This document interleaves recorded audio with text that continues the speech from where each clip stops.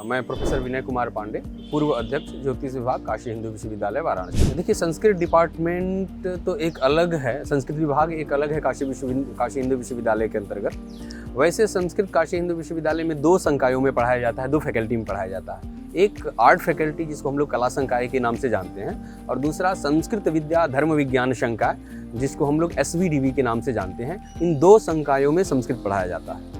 तो जो कला संकाय के अंतर्गत संस्कृत पढ़ाया जाता है, वह संस्कृत जो है वो आधुनिक संस्कृत है और संस्कृत का संक्षिप्त स्वरूप है, जहाँ पर हमारे यहाँ MA की डिग्री दी जाती है।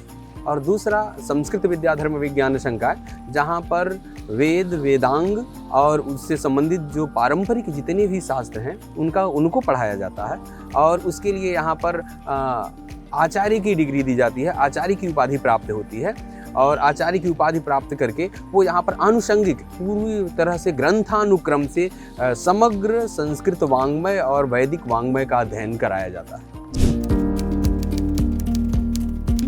देख, बहुत ही इंटरेस्टिंग प्रश्न है आपका, बहुत ही मज़ेदार है, क्योंकि आज से अगर 20-25 साल पहले की बात करें तो संस्कृत पढ़ने वही लोग आया करते थे जो लड़का अपनी कक्षा में कमज़ोर है, हाई स्कूल में फ़ेल हो गया, इंटरमीडिएट में फ़ेल हो गया, उसको घरों के लोग संस्कृत पढ़ने के लिए भेज दिया करते थे कि कुछ नहीं कर सकता है, चलो संस्कृत पढ़ने के लिए भेज दो, जैसे तैसे अपनी जीविका का उपार्जन कर लेगा। लेकिन अभी बदलते परिवेश में ये जो नया भारत है, उदीयमान भारत है, इसमें संस्कृत और संस्कृति के प्रति लोगों के दृष्टिकोण में बहुत बड़ा परिवर्तन आया है। हमारे यहाँ बहुत सारे ऐसे छात्र आते हैं जो अपने बोर्ड के टॉपर्स होते हैं, और उनको संस्कृत और संस्कृत में जो निहित ज्ञान राशि है उससे समाज को लाभान्वित करना है। क्योंकि अगर आप इतिहास को देखेंगे, अगर 2000 वर्ष पहले जाएंगे, तो जो संस्कृत और संस्कृत में निहित जो ज्ञान राशि है वो सभी सृष्टि का मूल है और विश्व के सभी विषय इसके अंतर्गत समाहित हैं। तो हमारे यहाँ विषयों को वास्तविक रूप में भारत को जानने के लिए, भारतीयता को जानने के लिए, भारत की अमूल्य निधि को जानने के लिए संस्कृत पढ़ना आवश्यक है। और उसके प्रति नए युवाओं में बहुत आकर्षण जो देखा जा रहा है, बहुत ही वो प्रशंसनीय है, और हमें लगता है कि वो संस्कृत और भारत के लिए एक उज्ज्वल भविष्य की तरफ हमको लेकर के जा रहा है। निश्चित, देखिए, जब हमारे यहाँ जो पुराणों की जो परिभाषाएं दी गई हैं, पुराभवम पुराणम, अर्थात जो प्राचीन होते हुए भी नया है, जिसमें नवीनता भरी हुई है, उसे हम पुराण कहते हैं। और बहुत सारी परिभाषाएं हैं, जिसमें एक परिभाषा ये भी है, विश्व सृष्टि है मूलम पुराणम, अर्थात जो भी विश्व की सृष्टि है और ये जो सृष्टि के जितने भी विषय हैं उनसे जो संबंधित विषय हैं वे सभी पुराणों के अंतर्गत आते हैं। और हमारे यहाँ पुराणों में सभी विद्याएं निहित हैं। हमारे यहाँ ये भी अवधारणा कहा जाता है कि यदि इहास्ति तदन्यत्र यन्न हास्ति न तत्क्वचित, जो यहाँ है वो दुनिया में सब जगह मिलेगा, जो यहाँ नहीं है दुनिया में कहीं भी नहीं मिलेगा। तो ऐसी पुराणों के विषय में हमारी अवधारणा भी है, विश्वास भी है और उपलब्धि भी देखने को मिलती है। क्योंकि अगर आप विज्ञान की बात करें तो हमारे यहाँ विज्ञान की शाखा का संस्कृत में प्रतिनिधित्व करने वाला शास्त्र जो है वो ज्योतिष शास्त्र है, आगम शास्त्र है। तो जब ज्योतिष शास्त्र की बात करते हैं तो आप भूमि के अपने अक्ष भ्रमण की बात कर लें, पृथ्वी के गोलत्व की बात कर लें, या दशमलव के मान की बात कर लें, या पृथ्वी के अपने आकर्षण शक्ति के सिद्धांत की बात कर दें, तो ये सभी विषय हमारे यहाँ ज्योतिष शास्त्र में आज से हजारों वर्ष पहले से वर्णित हैं। भास्कराचार्य ने 12वीं शताब्दी में कहा कि आकृष्ट शक्ति समहितया यत् खस्तम गुरुम स्वाभिमुखम सत्या, आकाश में किसी भी फेंके हुए पदार्थ को पृथ्वी जो है अपनी तरफ अपनी आकर्षण शक्ति से खींच लेती है। आर्यभट्ट ने 2000 वर्ष पहले कहा कि ये पृथ्वी जो है अपनी अक्ष पे घूमती है, और जबकि पाश्चात्य जो विज्ञान है वो अभी 500,000 वर्ष पहले जाकर के इसको प्रतिपादित किया। तो हमारे यहाँ जो विज्ञान के विषय हैं ये मूल रूप में हमारे पुराणों में निहित हैं। हाँ, उनको समसामयिक रूप में व्याख्यायित करते हुए समाज की समझ प्रस्तुत करना, यह हमारे लिए सबसे बड़ी चुनौती है कि हम अपनी ज्ञान राशि से समाज को, इस विश्व समुदाय को अवगत कराएं कि हमारी ज्ञान राशि किस प्रकार की है और किससे हम इस तरह समाज को लाभान्वित कर सकते हैं।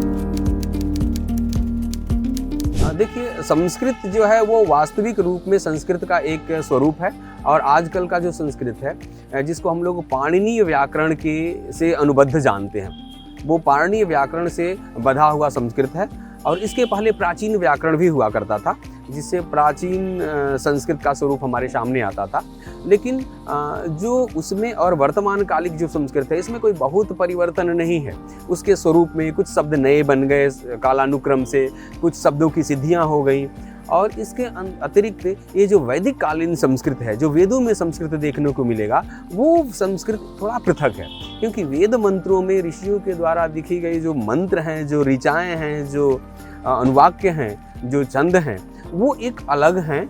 और उन वेदों को ही समझने के लिए बाद में वेदांगों की रचना हुई, जिन वेदांगों के अंतर्गत हमारा संस्कृत पाणिनि व्याकरण भी आया, ज्योतिष भी आया, साहित्य आया, शिक्षा शास्त्र आया, कल्प आया, निरुक्त आया। तो उन वेदों के अर्थों को सही समझने के लिए ही ब्रह्मा ने, हमारे यहाँ ऐसी अवधारणा है कि ब्रह्मा जी ने स्वयं वेदों की रचना करने के बाद 4 वेदों को बनाया। 4 वेदों के बाद उनके 4 उपवेद बने, 6 शास्त्र बने, 6 अंग बने, उसके बाद 14 विद्याएं बनी, और उसके अंतर्गत ही 64 कलाएं भी हैं।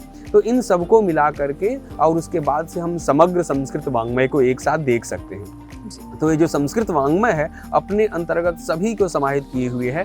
और वेदों में भी जब हम जाएंगे तो गायन के अर्थ में जो है वो सामवेद का प्रयोग होता था, तंत्र और आयुर्वेद के अर्थ में अथर्ववेद का प्रयोग होता था, यज्ञों के संपादन में ऋग्वेद का प्रयोग होता था, यजुर्वेद का प्रयोग होता था। तो जितने भी हमारे वेद हैं सबके अपने मंत्र, कुछ तो सभी में कॉमन मिलेंगे आपको, लेकिन कुछ अलग अलग भी मंत्र हैं और सबका अपना प्रयोग भी अलग अलग है। वेदों की बात करें तो वेदों के 3 अर्थ हमारे यहाँ सामान्यतया होते हैं, ज्ञान, उपासना और कर्मकांड। तो एक जो ज्ञान कांड है, जो ज्ञानमयी जो उसकी व्याख्या है वो बहुत क्लिष्ट है, और उपासना में भी जो व्याख्या है वो क्लिष्ट है, उसको सामान्य लोग नहीं समझ सकते।